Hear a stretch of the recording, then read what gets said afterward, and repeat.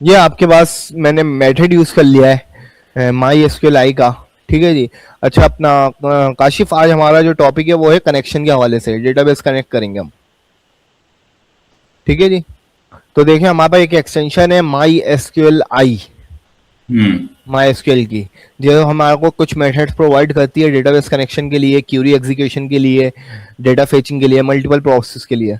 ठीक है, वो हमने यूज करी है। इसका एक मेथड है डेटाबेस कनेक्ट के लिए, my SQL i underscore connect. Hmm. ठीक है जी, वो यूज करने आ रहे हैं हम। ये 4 पैरामीटर लेता है आपके पास। पहली चीज लेता है होस्ट नेम, कि कहाँ होस्ट हो रहा है। दूसरी चीज होता है यूजर कौन है उसका। तीसरी चीज होती है पासवर्ड, और चौथी चीज होता है डेटाबेस का नाम। ठीक है जी। अच्छा यहां पर मैं वेरिएबल बना देता हूं कि होस्ट में क्या आएगा हमारे पास। देखिए होस्ट नेम अभी जो हमारे पास है बाय डिफॉल्ट, जब डेवलपमेंट के टाइम पे होता है, वो होता है लोकल होस्ट। अच्छा। जी। जो हम ये काम कर रहे होते हैं सब लोकल होस्ट हम्म। पे कर रहे होते हैं ना। हम्म।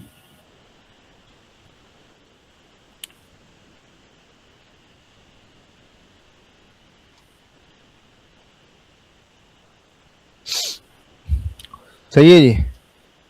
दूसरी चीज, जो हमारे पास लोकल होस्ट पे यूजर होता है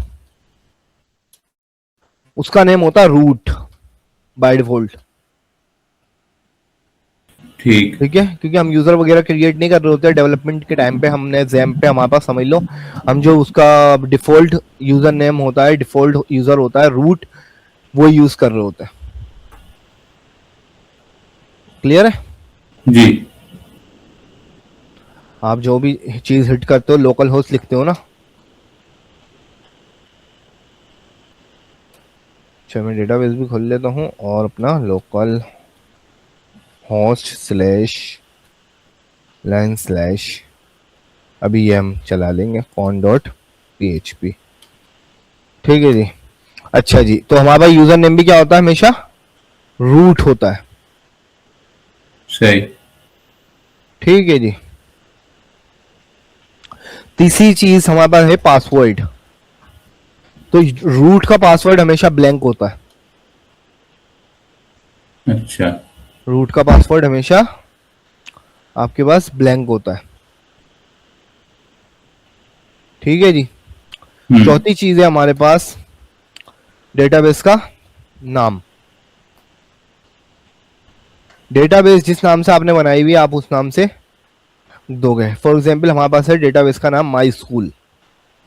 ये जो आपने रन करते हैं जैम्प से, जी ये उसके साथ कनेक्ट करता है ये? जी जी जी। बेसिकली डेटाबेस के साथ, माई एसक्यूएल के साथ कनेक्ट करता है। हम्म। सही है जी। डेटाबेस जो है हमारा इसके साथ कनेक्ट करता है। सही। हम्म। यहाँ पे मैंने नाम दे दिया जो हमने ना डेटाबेस क्रिएट की थी, माई स्कूल, आपके सामने मौजूद है।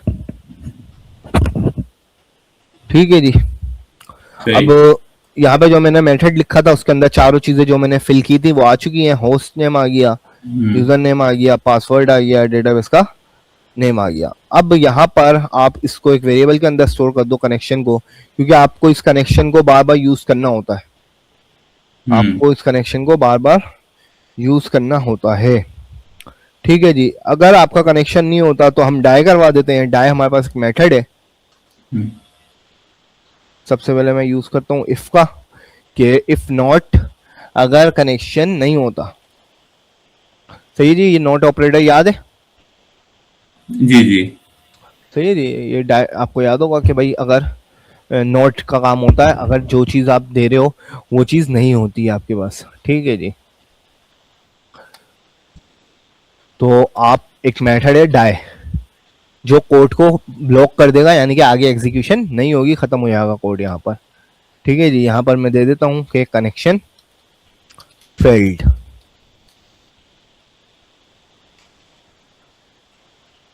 क्लियर है। उसके अच्छा। अलावा अगर हमारा कनेक्शन हो जाता है सक्सेसफुली, तो आप नीचे अभी इको में ऐसे दिखा देता हूँ। बाकी आपको फिर ज्यादा जो भी काम करना होगा आप वो यहाँ करोगे। मैंने लिख दिया डीबी कनेक्टेड। हम्म। ठीक है जी।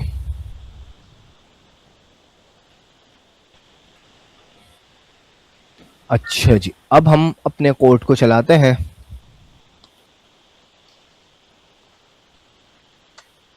देखें जी, डीबी कनेक्टेड, क्योंकि हमारे पास कोई एरर नहीं है, हम्म तो हमारे पास आ गया डीबी कनेक्टेड।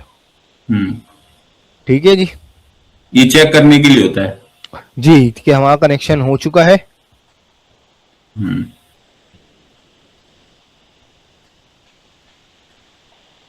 अच्छा, अब अगर मैं इसमें कोई मिस्टेक आपको करके दिखाऊं, जैसे कि मेरे पास डेटाबेस का नाम मैं गलत देता हूँ, सही है जी, क्योंकि ये डेटाबेस एग्जिस्ट नहीं करती।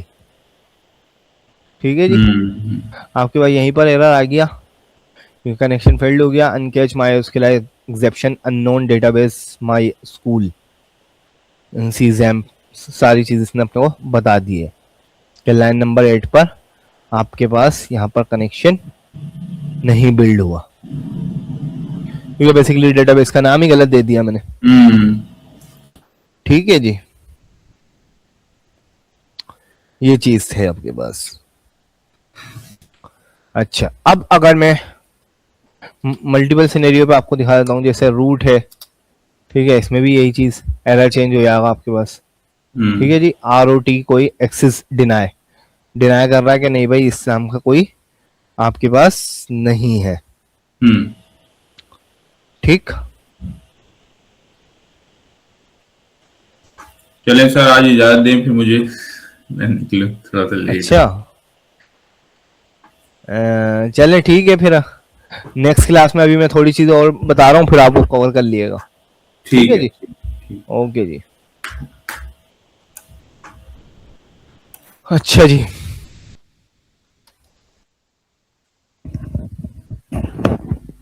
जी जी। बीच में कब यानी कि काशिफ?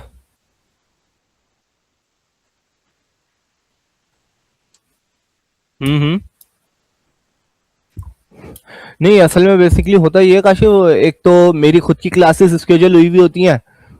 ठीक है जी, दूसरी चीज फिर अपना ये काशिफ का भी ऑफिस का टाइम होता है, तो अभी आप लोग असल में हो भी एक साथ ना। हाँ सॉरी, 7 की वो होती है जॉब टाइमिंग, 7 से इसी टाइम फ्री होते हैं। जी, परसों नेट का इशू हो गया था। जी जी जी। सही।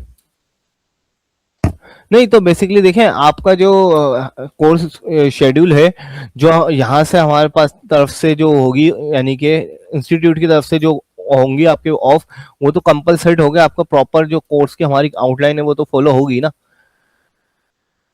हो गई, कोई इशू नहीं है उसमें, थोड़ी सी क्लासेस आपकी आगे बढ़ जाएंगी, यानी कि फॉर एग्जांपल आपका अगर जून के एंड में एंड होना था, तो फिर आपका जुलाई के स्टार्ट में एंड हो जाएगा। ये है। जी जी जी। जी जी। हाँ, क्योंकि असल में बेसिकली अभी कंपलसरी इसलिए नहीं हो पा रही है हमारे पास, क्योंकि दूसरी टाइमिंग में हमारे पास और स्लॉट्स चल रही हैं तकरीबन सारी जी जी जी। सही सही।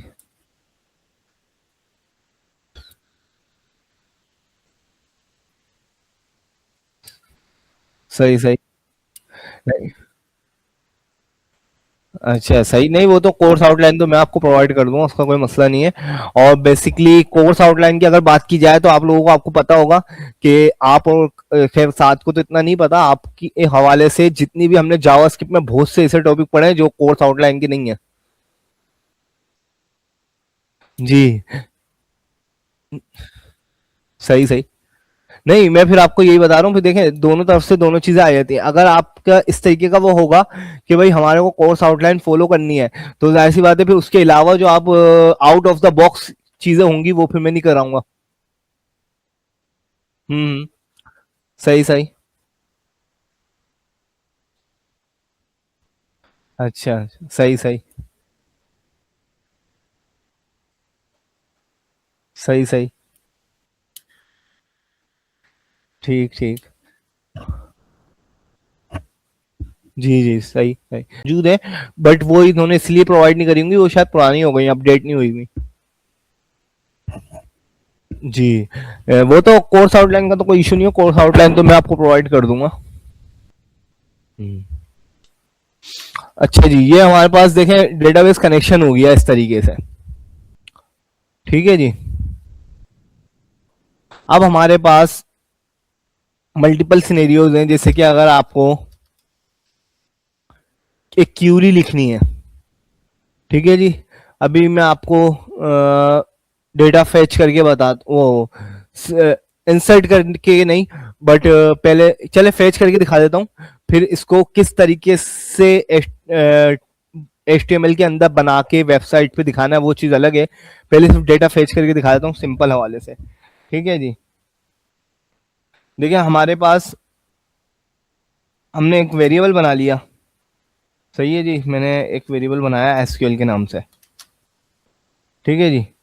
इसके अंदर मैंने क्यूरी लिखी जो हम लिखते थे, सिलेक्ट, सही है जी, स्टैटिक फ्रॉम, आपके पास जो टेबल्स हैं उनमें से मैं दे देता हूं कोई भी, स्टूडेंट्स,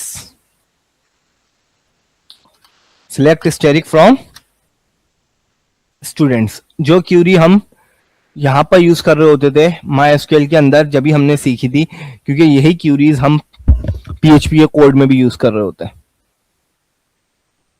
सही। अब इस क्यूरी को हम हिट कराते हैं। देखें यहां पर अगर मैं फॉर एग्जांपल एसक्यूएल में जाता हूं और यहाँ पे जो क्यूरी लिखी हुई है, क्यूरी लिखने से तो डेटा नहीं आया, क्यूरी क्या करनी पड़ती है, हिट करनी पड़ती है, मतलब चलानी पड़ती है, गो करना पड़ता है, आपको एग्जीक्यूट करनी पड़ती है, ठीक है जी।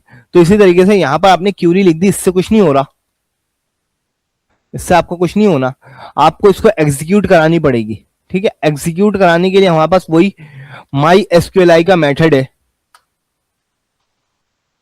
जैसे माई एसक्यूएलआई एंड इसको कनेक्ट था उसी तरीके से हमारे पास है माई एसक्यूएलआई अंडरस्कोर क्यूरी, ठीक है जी। अब ये भी एक मेथड है, यह आपके पास दो पैरामीटर लेता है। पहला पैरामीटर क्या लेता है, कनेक्शन, जो आपने डेटाबेस का कनेक्शन करा है वो, तो इसलिए मैंने इसे वेरिएबल में रख दिया था, हमें ये बार बार यूज करना होगा वेरिएबल, मैंने कनेक्शन वेरिएबल रख दिया। दूसरी चीज ये आपके पास लेता है क्यूरी। अब देखें या तो आप ये पूरी की पूरी क्यूरी उठा के भी यहां रख सकते थे, ठीक है जी, बट यहाँ पे हमारे पास कोड हमने इसको कॉन्साइज कर दिया कि इसको एक वेरिएबल में रख दिया, एसक्यूएल के किसी भी वेरिएबल में आप रख सकते हो, तो मैंने वो एसक्यूएल का वेरिएबल यहाँ रख दिया, ठीक है जी। अब जब ये मेथड चलेगा तो जो मैंने आपको यहाँ पे जो गो का बटन क्लिक करके दिखाया था वो इसलिए करके दिखाया था, ये जो अब डेटा आया है वो चीज आएगी रिटर्न में, हमें कुछ रिजल्ट मिलेगा, रिस्पॉन्स मिलेगा, वो मैंने RES वेरिएबल के अंदर रख लिया, ठीक है जी। अच्छा अब RES वेरिएबल बेसिकली एक ऑब्जेक्ट आएगा, एरे ऑफ ऑब्जेक्ट आएगा, इसे मैं इको नहीं करा सकता, इको सिर्फ सिंपल स्ट्रिंग वैल्यू को होता है, तो यहां पर मैं यूज करता हूं प्रिंट आर। प्रिंट आर क्या करता है, आपके पास एरे के लिए, ऑब्जेक्ट के लिए आप इसको यूज कर रहे हो तो प्रिंट करने के लिए, ठीक है जी। ये देखें जी मेरे पास एक MySQL का रिजल्ट ऑब्जेक्ट आ गया जिसने मुझे इसका प्रॉपर डेटा दे दिया कि क्या चीज है क्या नहीं है। देखिए इसने बताया है आपके पास फील्ड काउंट कितनी है, फील्ड काउंट कितनी है, फील्ड काउंट कहते हैं नंबर ऑफ कॉलम्स को। देखिए ID, name, age, gender, teacher ID, 5 है, 1 2 3 4 5, तो नंबर ऑफ जो आपकी करंट फील्ड काउंट आ रही है कितनी आ रही है, 5। अच्छा जी, नंबर ऑफ रोज कितनी है, तो बता रहा है 4 है, 1 2 3 4, नंबर ऑफ रोज कितनी है, 4 है, तो इसने आपको बता दिया कि भाई ये आपके पास नंबर ऑफ रोज 4 है, ठीक है जी। अब इसी तरीके से आपने जो इस तरीके से डेटा हिट किया है, इसी तरीके से आपके पास डेटा इंसर्ट भी कराया जा सकता है, ठीक। डेटा इंसर्ट किस तरीके से कराया जा रहा होता है,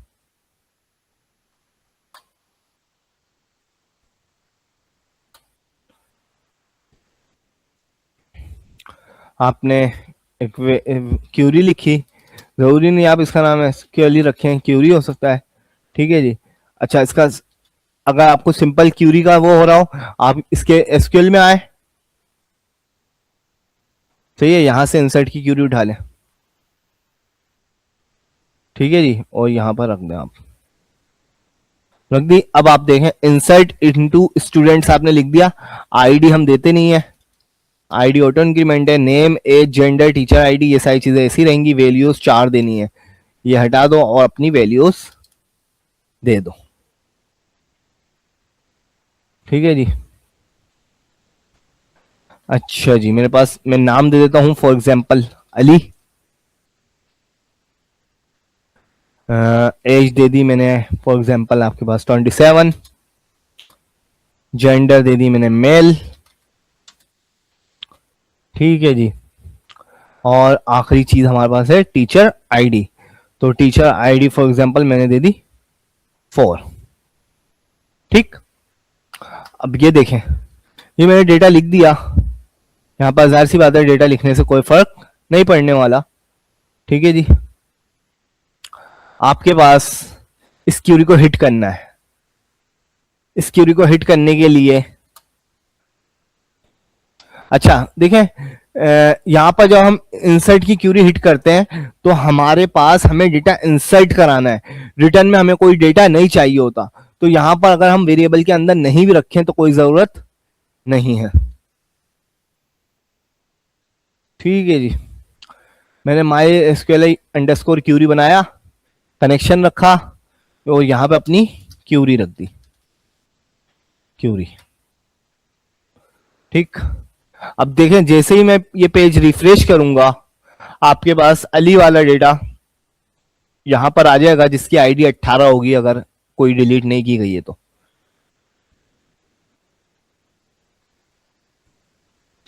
अच्छा जी। यहां पर देखें आपके पास एक एरर आ गया, क्या कह रहा है, unknown column male, unknown column male, अच्छा ये देखें बिल्कुल सही, आपने अली दिया था, इन्वर्टेड कॉमास में स्ट्रिंग था, ठीक है जी। स्ट्रक्चर आप इसका देखें, मैं आपको इसका स्ट्रक्चर दिखाऊं, तो जेंडर भी एक आपके पास वार चार मतलब स्ट्रिंग है, और मैंने मेल दे दिया डायरेक्ट, ठीक है, तो इसलिए इसलिए इसको अननोन कॉलम कर दिया है, देखें डेटा नहीं आया,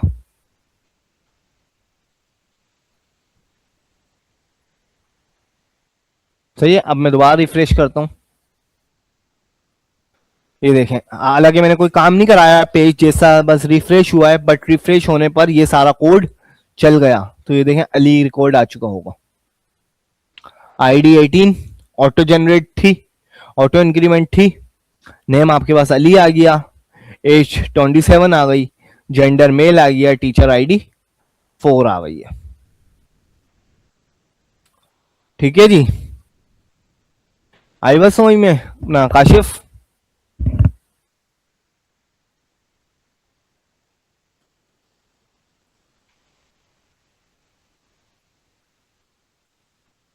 हेलो, जी जी काशिफ, यहां तक क्लियर हुआ? अच्छा, अब आपने बेसिकली करना क्या है, वैसे तो मैं ये खुद कराऊंगा, अपना हमारी आज जो फ्राइडे मंडे को ये मैं कराऊंगा, बट आपने ये करना है, अभी यह मैंने रखा है हार्ड कोड डेटा, क्या रखा है, हार्ड कोड रखा है डेटा, ठीक है। आपने पिछली क्लास में हमने बनाया था फॉर्म, हाँ, ये फॉर्म आपने बना के, जैसे हमने एक इनपुट फील्ड ली थी, आपने इसी तरीके से 4 इनपुट फील्ड लेनी है, ठीक है जी। नेम लेना है, age, gender, teacher ID, ID तो खुद ही बन जाएगी, फिर आपने बटन क्लिक करने पर वो चारों वैल्यूज उठाकर यहां रखनी है, और जब बटन क्लिक हो तब, पेज रिफ्रेश होने पे नहीं, बटन के क्लिक होने पर ये कोड चलना चाहिए, मतलब रिकॉर्ड इंसर्ट होना चाहिए, जी।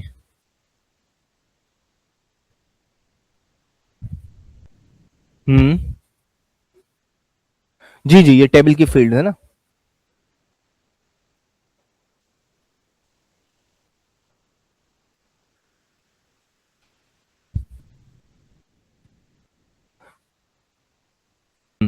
क्योंकि आपके पास तो जो इनपुट से डेटा आ रहा होगा वो एक वेरिएबल में स्टोर करा रहे होगे आप, और उस वेरिएबल का नाम यहां आता रहेगा, बीच में कॉमा आता रहेगा, पहली वैल्यू के बाद कॉमा, दूसरी वैल्यू के बाद कॉमा,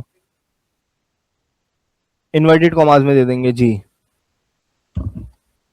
ठीक है जी, ये आपने करना है। अच्छा, मैंने बेसिकली पहले मेरा यही वो होता है, पहले मैं इंसर्ट वाली क्यूरी कराता हूँ, और इंसर्ट वाली के बाद सिलेक्ट वाली क्यूरी इजी होती है। लेकिन आपने देखा होगा सिलेक्ट से हमारे पास अभी रो डेटा नहीं आया था, यानी कि हमारे पास स्ट्रक्चर के हवाले से आ गया था, टेबल की इंफॉर्मेशन आ गई थी कि भाई इतने नंबर ऑफ काउंट्स है, काउंट फील्ड इतनी है, नंबर ऑफ रोज इतनी है। ठीक है, बट उसके अंदर का डेटा नहीं आया था, ऐसा ही है। तो उसके लिए हमारे पास माई एसक्यूएल आई का ही मेथड है, माई एसक्यूएल आई फेच एसोक भी यूज होता है, फेच एरे भी यूज होता है। ठीक है जी, वो हम यूज करते हैं, और वो भी एक एरे की फॉर्म में रिटर्न होता है, एक एक रो का डेटा आता है। ठीक है जी, तो वो हम करेंगे।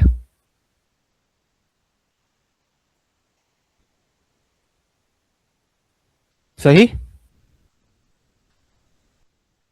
जी। हाँ नहीं, पहली हाँ, यानी कि हम अपने HTML में जिस तरीके से शो कराना चाहें, टेबल की फॉर्म में शो कराना चाहें टेबल की फॉर्म में शो करा सकते हैं, लिस्ट बनाना चाहें लिस्ट की फॉर्म में शो करा सकते हैं, जैसे हम चाहें। ठीक है जी, वो चीज हम, हाँ बोले।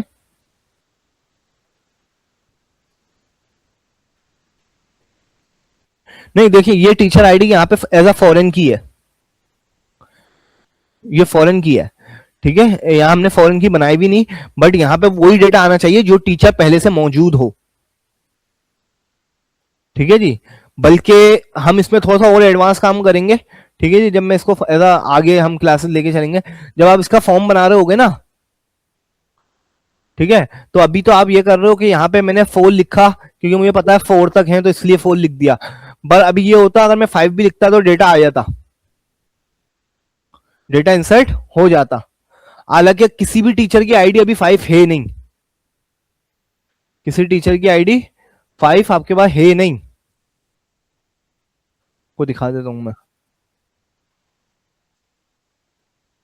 टीचर्स, ये स्टूडेंट्स है जिस पे हम काम कर रहे थे, टीचर्स का टेबल ये रहा।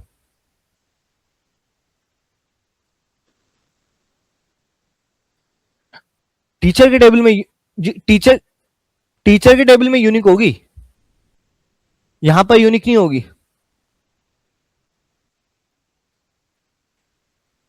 नहीं, मैं आपको ये स्टूडेंट वाले टेबल का ही दे रहा हूं जो मैंने किया है जी। अब ये देखें, यहाँ तो रिपीट हो रहा है ना भाई, जैनब का टीचर भी 4 आईडी वाला है, मतलब जो भी है 4 पे कौन है, सबा। ठीक है जी, जैनब की भी टीचर सबा है और अली की टीचर भी सबा है, तो एक मल्टीपल स्टूडेंट्स की टीचर्स एक ही होगा, ये चीज ठीक है जी।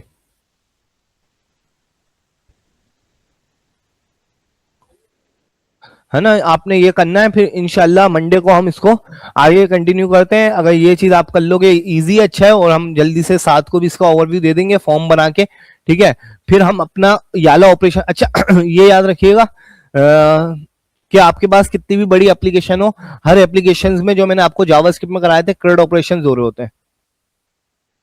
सही है, क्रिएट रीड अपडेट डिलीट।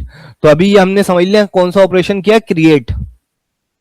ठीक है, क्रिएट कर रहे हैं हम, ये चीज है।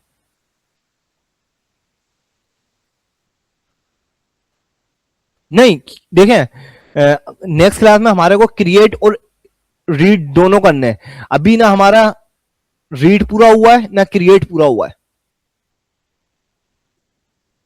क्रिएट में हार्ड कोड डेटा रखा है अभी मैंने,